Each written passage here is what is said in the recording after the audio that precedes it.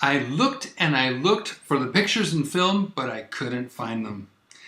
So I couldn't put them in the book, You Don't Know Jack. But yesterday, while doing something else, as it usually happens, I stumbled on pictures that I had taken of Jack while we were writing the comic book Jesuits. And I filmed him as well. Would you like to see a bit of a day in the life with Jack as I saw him? Hi, I'm David Daniels from Chick Publications. It was Jack's 85th birthday, April 13th, 2009, and we were back in the office after celebrating his birthday with the rest of the staff. It was time to write the comic book Jesuits. Let me back up a bit. I had been studying books about Jesuits for years. Here's a partial listing of just my digital copies of books and articles on the Jesuits. But after we started focusing on writing a comic book on the Jesuits, my library increased a bit.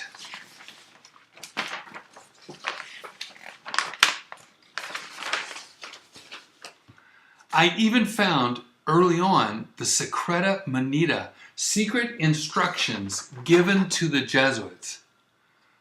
But that will have to be in another video. But of all the books I was able to find, left and right, Jack and I needed one in particular, the Constitutions of the Society of Jesus, the very instructions given by Ignatius of Loyola and written down in 1558. Many people have written about it, but I couldn't find it anywhere for over a year. Then one morning I was praying in my devotions and the Lord spoke into my heart. Look for it in Latin. Great, I don't read Latin, so I took the words apart and looked for Constitutiones Societatis Jesu. And there it was, in Latin. Great. Well, I had a program that translated one word at a time. This is before Google Translate. But at least I had it and I set to work. I downloaded the book and then started searching it. When I got to the middle, I saw the second half was all in English. Praise God. But was it accurate? With my linguistic background, it sure looked like the English was a wooden translation of the literal Latin.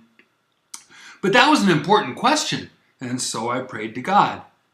You know how God answers one prayer while you're busy doing something else? That's what happened here. I was looking through some books, and I came across this book. It's the Constitutions, dated 1970, and it's by George E. Gantz, S.J., by a Jesuit. Someone, I won't tell you who, had sent it to Jack in 1983. And wait till you hear how the sender got it. Here's some of what he wrote in the book for Jack. Dear Brother Jack, beware this book is not edifying. It is only for reference. I got these books from the Institute for Jesuit Sources when I sneaked into a convent and copied down the address. They still don't know I'm a Christian, since all I told them was I was in a convent and couldn't take out the book since it wasn't mine. So they sent me these. Okay, this guy used Jesuit tactics to get a Jesuit book from the Jesuits. Priceless. So now I could compare them. And they seemed the same, except the Jesuits had all sorts of extra footnotes. But could I be sure? I didn't have to look as hard as I thought. On pages 56 to 57, Jesuit Gantz talks about the 1838 Latin text and English translation. He summed it up in 4 words. The translation is accurate. There you go. So, we set to work.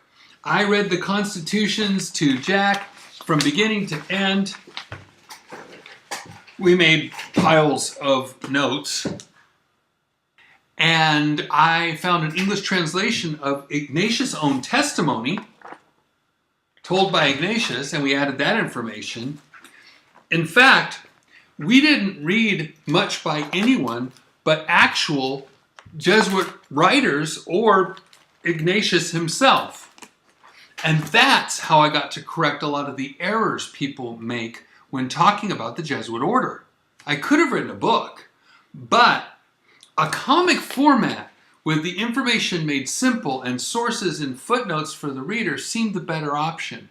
We wanted to communicate, and we make comic books and tracts, not ivory tower treatises. Back to Jack's 85th birthday.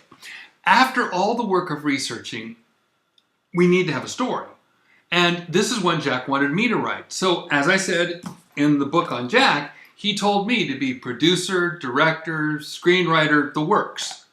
So we prayed, and a scenario was clear before my eyes, and this is the very first page, the way I acted it out. First, we would write and draw it on the whiteboard. Then, Jack or I would write it down on paper. I have to admit, I had fun being the photographer here. That's Jack's hand right there. See? There you go. But that wasn't enough. I had to film it as well. This is how you spend your 85th birthday. Yeah.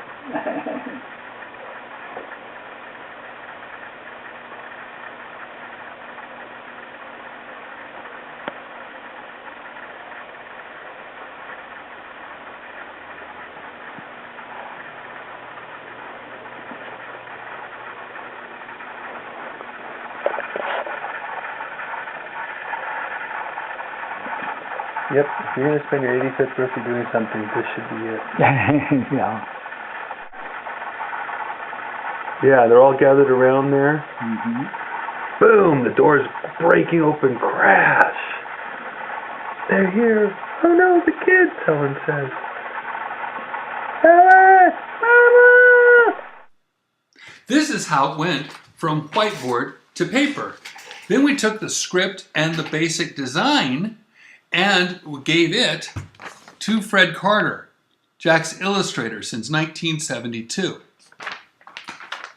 First, Fred took the initial sketch and made a blue line, his own rough sketch and placing of characters based on what Jack and I showed him.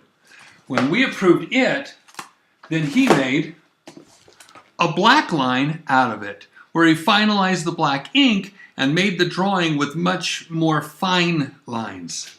Then, on the third time through, Fred added the color.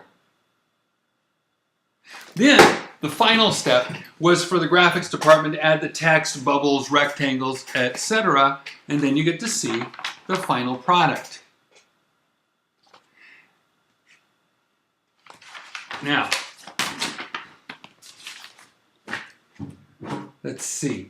As you can see here, it went from the name Out of the Shadows to Jesuits, because the name tells you what it's about. And after asking Jack to pose for the cover numerous times,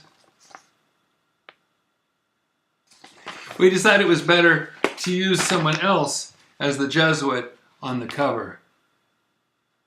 Jack gets accused of enough things as it is. And there you have it. A day in the life of Jack Chick, as I was privileged to experience it for 16 wonderful years. I will always cherish it, and I will never forget it. Thank you for letting me relive a bit of it with you. God bless you, and have a wonderful day.